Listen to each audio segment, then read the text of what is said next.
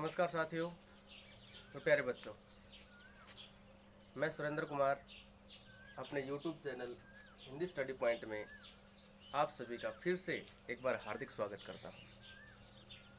जैसा कि पिछली वीडियो में हमने पढ़ा वर्ण प्रकरण का पहला भाग स्वर के बारे में, और मुझे आशा है कि आपने उसको अच्छे से जाना होगा, सुना होगा, समझा होगा। इस वीडियो में हम चर्चा करने जा रहे हैं वर्ण प्रकरण का दूसरा भाग व्यंजन के बारे में। देखिए, जिस प्रकार से हमने स्वरों को पढ़ा उसी प्रकार से विस्तार से हम व्यंजन को पढ़ेंगे। जिस भी टॉपिक को हम शुरू करेंगे उससे पहले हमें ये पता होना चाहिए कि वो टॉपिक है क्या। तो व्यंजन टॉपिक हम शुरू करने जा रहे हैं, तो सबसे पहले हमें ये पता होना चाहिए कि व्यंजन होते क्या हैं। व्यंजन व्यंजन वो इकाई है वर्ण की जो स्वरों की सहायता से बोली जाती है। क्या बताया कि वर्ण जो व्यंजन हमारे हैं वो स्वरों की सहायता से बोले जाते हैं।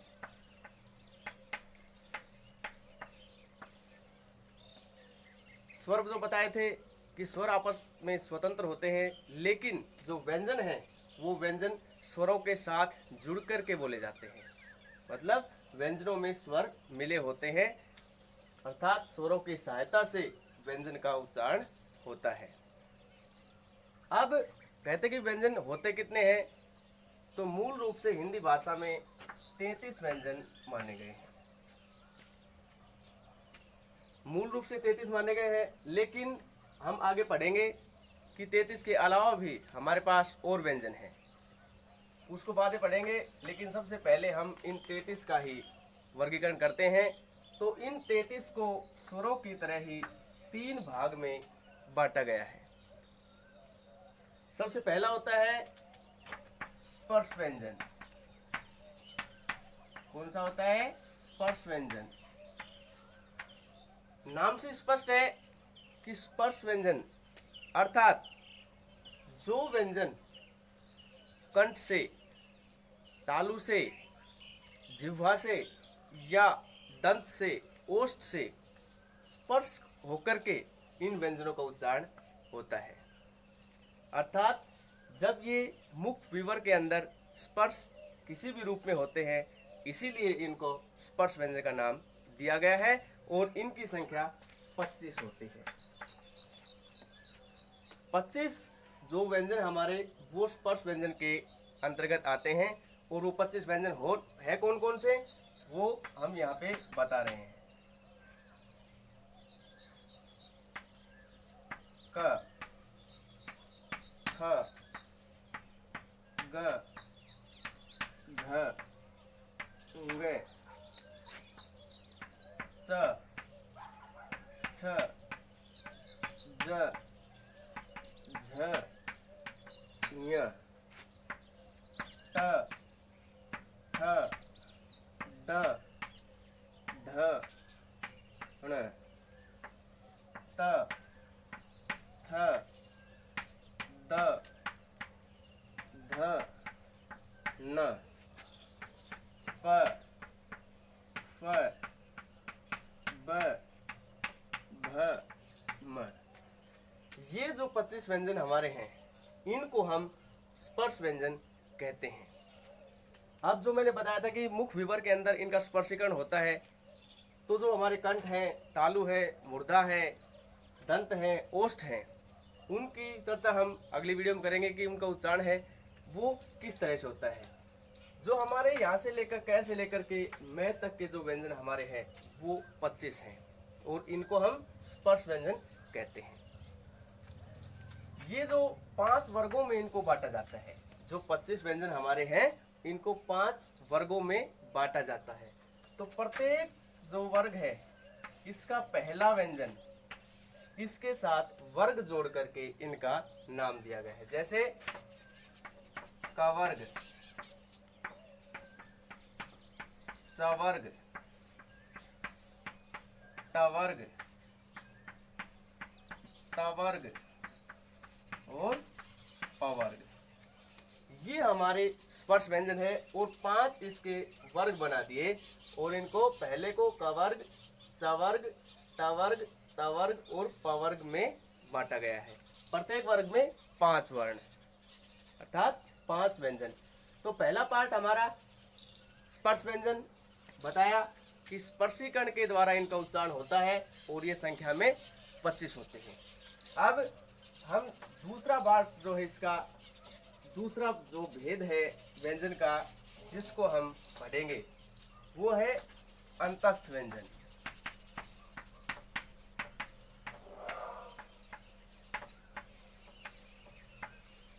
दूसरा पार्ट हमने बताया अंतस्थ व्यंजन होता है और इनकी संख्या 4 होती है। य, र, ल, व। य, र, ल, व 4 हमारे अंतस्थ व्यंजन है। परिभाषा के रूप में इसको देखें तो अंतस्थ व्यंजन वो होते हैं जो मुख विवर के अंदर बिना किसी स्पर्श के द्वारा ये बोले जाते हैं। इनका उच्चारण करते समय मुख विवर के अंदर जिह्वा का किसी भी पार्ट से या किसी भी भाग से कोई स्पर्शीकरण नहीं होता है और ये संख्या में 4 होते हैं। य, र, ल, व। तीसरा पार्ट आता है इसमें ऊष्म व्यंजन। ऊष्म नाम से स्पष्ट है, ऊष्म अर्थात ऊष्मा, गर्मी। इनका उच्चारण जब हम करते हैं तो हमारे मुख से एक गर्म हवा से निकलती है। इनकी संख्या भी 4 होती है। श, श, श, ह। ये संख्या में 4 होते हैं और जब इनका उच्चारण करते हैं तो हमारे मुख से इसका जब उच्चारण होता है तो एक गर्म हवा घर्षण के साथ निकलती है, इसलिए इनको ऊष्म व्यंजन कहते हैं। जो 33 हमारे व्यंजन थे इनको हमने 3 भाग में बांट दिया। स्पर्श व्यंजन पहला, दूसरा अंतस्थ व्यंजन और तीसरा ऊष्म व्यंजन। और संख्या भी इनकी यहाँ पे तीनों में ही पूरी हो गई। 25 हमारे स्पर्श व्यंजन थे, 4 हमारे अंतस्थ व्यंजन थे और 4 हमारे ऊष्म व्यंजन थे। अब थोड़ी देर पहले मैंने बताया था कि इन 25 के अलावा हमारे कुछ और व्यंजन है जिनको पढ़ करके हम जो हमारी व्यंजन व्यवस्था है या वर्ण व्यवस्था है उसको हम पूरा करेंगे। तो वो और व्यंजन कौन कौन से हैं जिनको अब हम पढ़ेंगे। उसमें आता भी संयुक्त व्यंजन।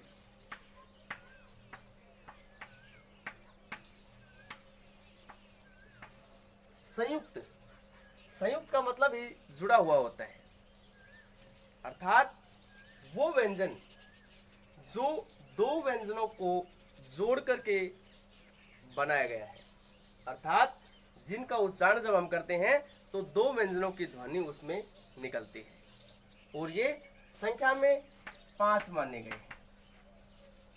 वैसे तो हम हिंदी में पढ़ेंगे तो 4 ही पढ़ते हैं, लेकिन जब हम भाषा के रूप में इन सभी व्यंजनों को पढ़ते हैं तो 5 जो संयुक्त व्यंजन है वो हमारे प्रयोग किए जाते हैं। कौन कौन से हैं? क्ष, त्र, य, श्र और य। ये 5 जो हमारे व्यंजन हैं ये 5 संयुक्त व्यंजन है।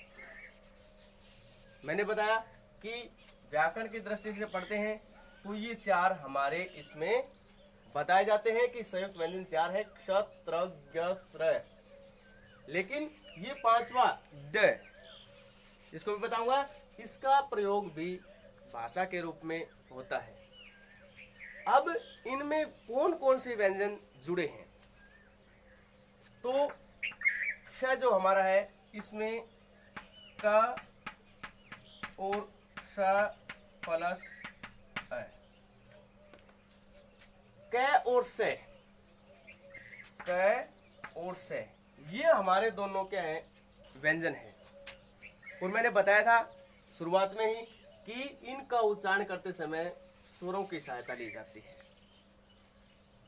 तो ये हमने ए स्वर जोड़ दिया, तो हमारे शुरू वाले थे स्पर्श व्यंजन, अंतस्थ व्यंजन, उष्म व्यंजन, उन सभी में भी हमारा ए जुड़ा हुआ था, ए मिला हुआ था, अर्थात वो स्वरों की सहायता से लिखे गए थे।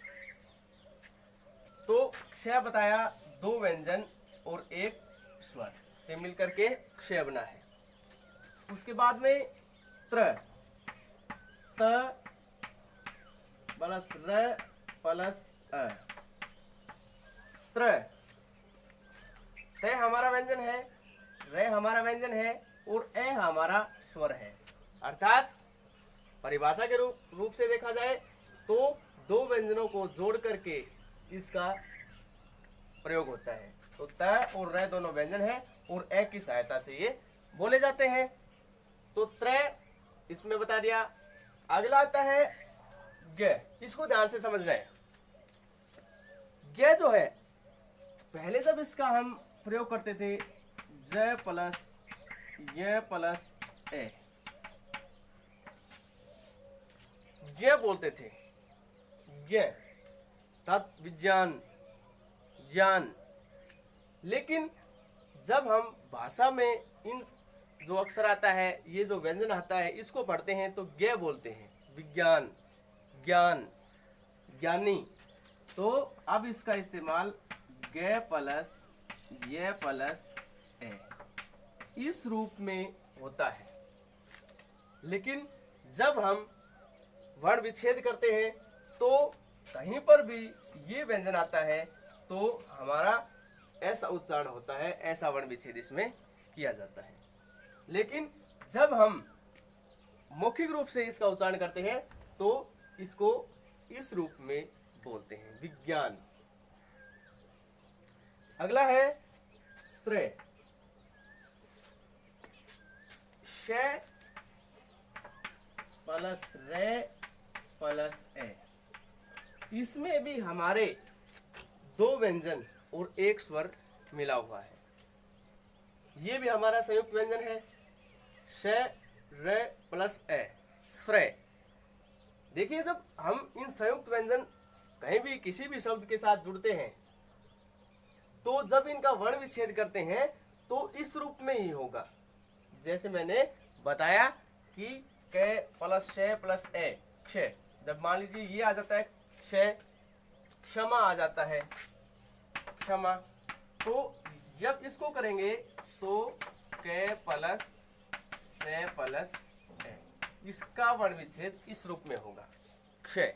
और मैं प्लस आ, ठीक है। और लास्ट में बचता है हमारा दे, जो इन चार में शामिल नहीं होता है बल्कि एक अलग संयुक्त व्यंजन है जो इन्हीं में जुड़ा है। लेकिन जब व्याकरण की दृष्टि से देखते हैं तो हमारे चार होते हैं और इसका उच्चारण दे प्लस ये प्लस ए, दे। जैसे विद्यालय बोलते हैं, विद्यालय, तो विद्यालय कैसे लिखते हैं हम, ऐसे लिखते हैं। और अब ऐसे दे का प्रयोग ना के बराबर है बल्कि इस दे की जगह आधा दे और ये, ऐसा ही हम प्रयोग करते हैं। लेकिन वैसे लिखा जाए तो विद्यालय ऐसे लिखा जाएगा। लेकिन ऐसा प्रयोग हम अब पढ़ते हैं उसमें इसका प्रयोग नहीं देखते हैं, बल्कि अब सिर्फ और सिर्फ इसका प्रयोग हम साधारण रूप में करते हैं। तो ये हमारे 5 संयुक्त व्यंजन है। वो 33 के अलावा ये 5 और जुड़ते हैं इसमें। ये व्यंजनों में शामिल नहीं होते हैं बल्कि ये अलग हैं। क्यों? क्योंकि इनका निर्माण 2 व्यंजनों से मिलकर के होता है। अब इन 5 के अलावा भी हमारे और व्यंजन हैं जिनको हम पढ़ेंगे, और वो कौन कौन से हैं वो देखिए।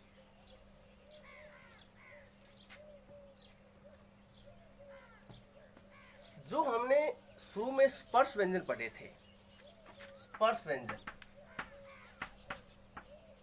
उसका जो टवर्ग था, टवर्ग में जो 5 वर्ण थे कौन कौन से? ट वर्ग के जो 5 वर्ण थे, ट, थ, ड, ढ और न, ये जो हमारे 5 वर्ण थे, इन्हीं की इकाई के रूप में ड और ढ, इसको ध्यान से समझना है कि जब ट वर्ग में इनका प्रयोग होता है तो ड और ढ होता है, लेकिन इन्हीं वर्ग में ड और ढ, ये 2 व्यंजन और शामिल होते हैं। इनको हम क्या बोलते हैं? उत्क्षिप्त व्यंजन। क्या बोला जाता है इनको? उत्क्षिप्त व्यंजन। उत्क्षिप्त व्यंजन, ये फर्क क्या है इसमें? यहाँ पे नुक्ता रहित व्यंजन है, अर्थात इनमें नुक्ता नहीं है, और जो हमने 2 उत्क्षिप्त व्यंजन बताए हैं उनके नीचे नुक्ता लगा होता है। अब हम कहेंगे भाई इनमें फर्क क्या है? तो फर्क ये है कि किसी भी शब्द की शुरुआत इनसे नहीं होती है। अगर कोई भी शब्द हम बनाते हैं ड और ढ से, तो उनकी शुरुआत इनसे नहीं बल्कि इनसे होती है। तो ये बात हमेशा ध्यान रखनी है कि ड और ढ जिनके नीचे नुक्ता लगा होता है, वो कभी भी शब्द की शुरुआत नहीं कर सकते हैं, वो बीच में या आखिर में उनका प्रयोग किया जाता है। तो 2 व्यंजन हमारे और बढ़ जाते हैं, जिनको हम उत्क्षिप्त व्यंजन बोलते हैं। अब और भी है इनके अलावा जिनका प्रयोग हम देखते हैं, और वो कौन से हैं? जिनको हम नुक्ता व्यंजन बोलते हैं। नुक्ता व्यंजन, नुक्ता अभी थोड़ी देर पहले बताया ड और ढ के नीचे हमारा नुक्ता लगा है, उसी प्रकार से नुक्ता जो व्यंजन है हमारे, वो देखिए संख्या में तो 5 होते हैं, लेकिन जब हम भाषा में प्रयोग करते हैं तो मूल रूप से हम 2 व्यंजनों का ही प्रयोग ज्यादातर देखते हैं। अब पहले बताऊंगे 5 कौन कौन से हैं, और वो 2 कौन कौन से हैं जिनका प्रयोग जो है वो साधारण रूप में होता है। देखिए क, ख, ग, ज और फ। देखिए हमने क वर्ग में क्या पढ़ा? ख पढ़ा, ग पढ़ा, ज भी पढ़ा और फ भी पढ़ा। वैसे ही है ये भी, लेकिन फर्क क्या है कि इनके नीचे नुक्ता लगा है, अर्थात छोटा बिंदु लगा है।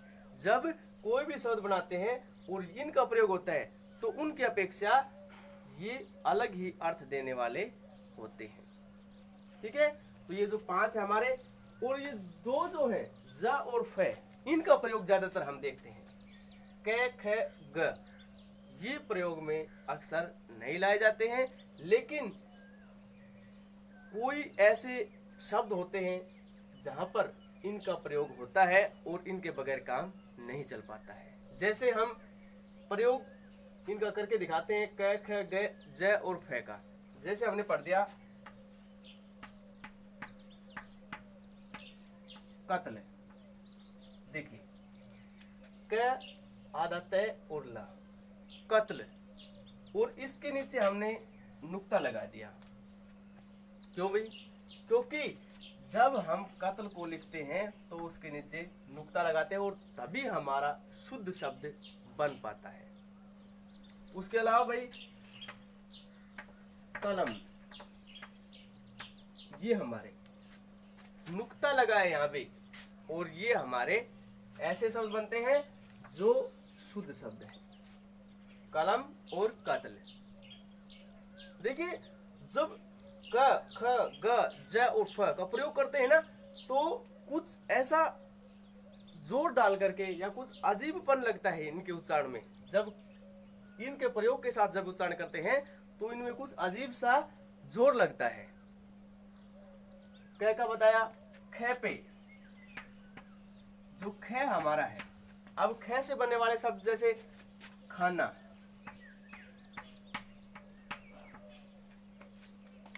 अब देखो खाना जो हम खाते हैं वो वाला शब्द नहीं है खाना, जो कहीं भी अलमारी होती है या दीवार के अंदर कुछ हम जो सामान रखने के लिए छोड़ते हैं उसको खाना जो बोलते हैं, वो खाना है ये। हम मान लीजिए ये नहीं लगाए, खाना बोल दिया, तो खाना क्या है? जो हम भोजन लेते हैं वो है खाना। लेकिन जब हमने यहाँ नुक्ता लगा दिया तो नुक्ता लगाते ही इसका अर्थ बिल्कुल बदल गया। वो भोजन था और ये एक भाग हो गया जो अलमारी के अंदर या दीवार के अंदर हम छोड़ते हैं, खाना। खास, खास, ख के नीचे भी हमने नुक्ता लगाया। अब देखेंगे क्या कि खास, देखिए बोल के देखिए, खास, खाना। तो ये हमारे शब्द कुछ अजीबपन लगता है और कुछ जोर दे करके इसको बोला जाता है। तीसरा पार्ट ग, जो ग हमारा नुक्ता लगा है, जैसे गैर, राग, ये देखिए गैर। तो गैर, एक तो गैर बोलते हैं, एक गैर। देखिए मान लीजिए जब यहाँ पे नुक्ता लगा है तो गै बोलते हैं, गै का उच्चारण होता है तो कुछ अजीबपन है इसमें। गैर, राग, तो ये जो तीन है इनका इस्तेमाल या इनका प्रयोग कम रूप में होता है, लेकिन ज और फे वो ज्यादातर हम इसमें प्रयोग करते हैं। जैसे जैसे देखिए, जैसे बोल दिया राज, देखिए अर्थ को बिल्कुल तब्दील कर देते हैं, राज। एक हमने ये राज लिख दिया। अब फर्क क्या है इसमें, राज और राज में? ये राज जो शब्द है, राज करना, शासन करना, और ये राज रहस्य, रहस्य। तो देखिए नुक्ता लगाते ही इनका प्रयोग जो होता है वो अलग रूप में हो गया। और देखिए फर्ज, फर्ज, ये हमारा शब्द हो गया फ और ज। यहाँ पे देखिए दोनों के नीचे लगता है फर्ज। फ, फ से देखिए जैसे हमने बोल दिया फोटो, क्या बोला? फोटो। फरमान, फरमाइश, ऐसे बहुत से शब्द हैं जहां पे इन फै का प्रयोग और वहां पे नुक्ता हमारा लगता है। तो ये सारे शब्द हमारे नुक्ता व्यंजन बनते हैं, और जब ज और फै के अलावा इनका प्रयोग करते हैं तभी हमारी जो व्यंजन व्यवस्था है वो स्थायी रूप से हम सीख पाते हैं। अब देखिए जो हमने कितने टोटल बताए हैं उनको देखिए। जो शुरू में हमने बताया 33 व्यंजन, जिनको 3 पार्ट में बांट करके स्पर्श व्यंजन, अंतस्थ व्यंजन और ऊष्म व्यंजन पढ़ा। उसके अलावा 2 हमने उत्क्षिप्त व्यंजन बनाए, 5 हमारे संयुक्त व्यंजन और 5 हमारे नुक्ता व्यंजन। तो उनकी संख्या कितनी पहुंच जाती है? 33 और 2 35 और 5 40 और 5 45। 45 हमारी इनकी संख्या पहुंच जाती है, तब जाकर के हमारा पूरा जो वर्ण प्रकरण है वो पूरा होता है इसमें। देखिए इन्हीं में से कुछ और जो व्यंजन है वो बताऊंगा मैं कि इन्हीं में से कौन कौन से व्यंजन उठाए जाते हैं। तो पहला देखिए हमने बताया पार्श्विक व्यंजन।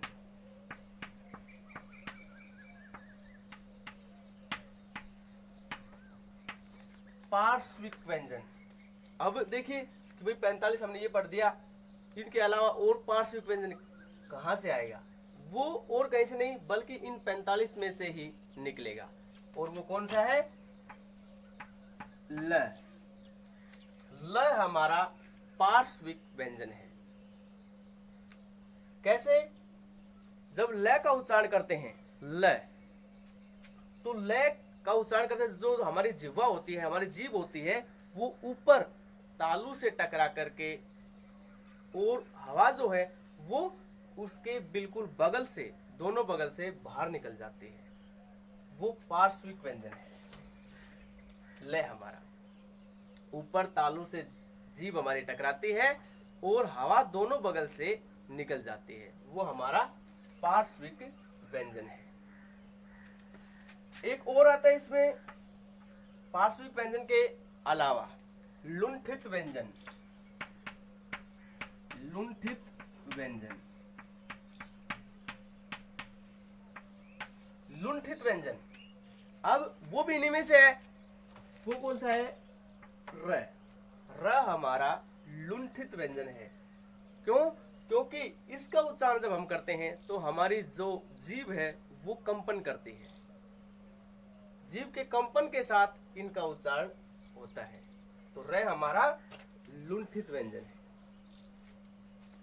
तो ये तो हमारे हो गए व्यंजन, लेकिन जब शब्दों के साथ इन व्यंजनों का प्रयोग करते हैं तो दो रूप में हम व्यंजन को और सीखेंगे, और वो दो रूप कौन कौन से हैं?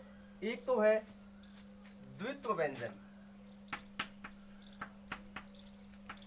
द्वित्व व्यंजन, द्वित्व अर्थात जहां पर एक स्वर रहित व्यंजन, एक स्वर रहित व्यंजन उसी के समान दूसरे स्वर सहित व्यंजन से जुड़ता है। दूसरा स्वर सहित व्यंजन के साथ जुड़ता है।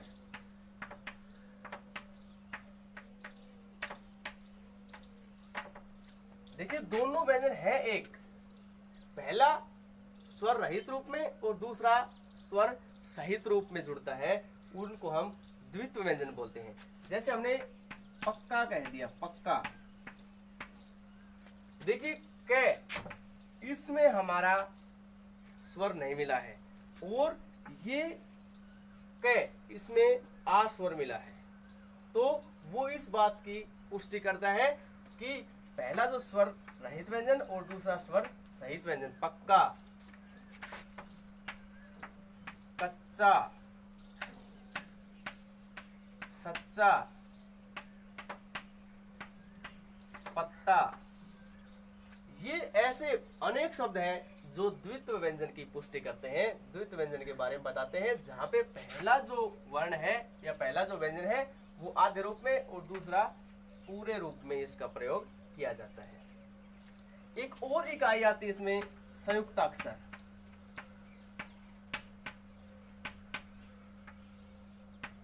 संयुक्ताक्षर अर्थात संयुक्त अक्षर, जुड़े हुए अक्षर। देखिए होते ऐसे ही हैं, लेकिन फर्क क्या है कि इसमें कि दोनों जो हमारे यहाँ पे व्यंजन है वो सेम है, एक जैसे च और चे, और इसमें अलग अलग हो सकते हैं। जैसे हत्या, देखिए वही है कि पहला स्वर रहित है और दूसरा स्वर सहित है, लेकिन इन दोनों में एक समान न होकर के बल्कि दोनों अलग अलग हैं। हत्या, स्वस्थ, ये हमारा स्वस्थ आधा से और वे, ये स्वर रहित और ये स्वर सहित। तो हमारे ऐसे शब्द बहुत से हैं जो हमारे संयुक्त अक्षरों को पूरा करते हैं। पत्थर हो गया, ये भी आद्य रूप में और फिर बाद में दूसरा बड़े रूप में या स्वर सहित रूप में इसका प्रयोग करते हैं। तो ये थी हमारी व्यंजन व्यवस्था कि किस रूप में हमने इनको बांटा, कैसे जो इनके भाग बनाए और इन भागों में कितने कितने व्यंजन को रखा, और मूल रूप से जो 33 थे उनके अलावा भी जो व्यंजन आते हैं जो हमारी भाषा की जो स्थायी रूप है उसको प्रदान करते हैं, और बाद में जो जिस प्रयोग जैसा प्रयोग इस यहाँ पे किया जाता है उस रूप में इसका इस्तेमाल किया। ये हमारी व्यंजन व्यवस्था थी।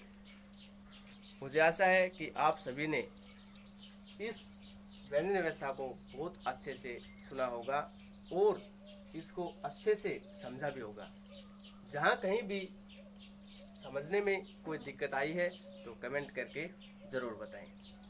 अगली वीडियो में हम जो हमारे जो पूरे वर्ण हैं उनका उच्चारण कैसे होता है, उनका उच्चारण जो है वो मुख विवर से कहाँ से होता है उसके बारे में चर्चा करेंगे।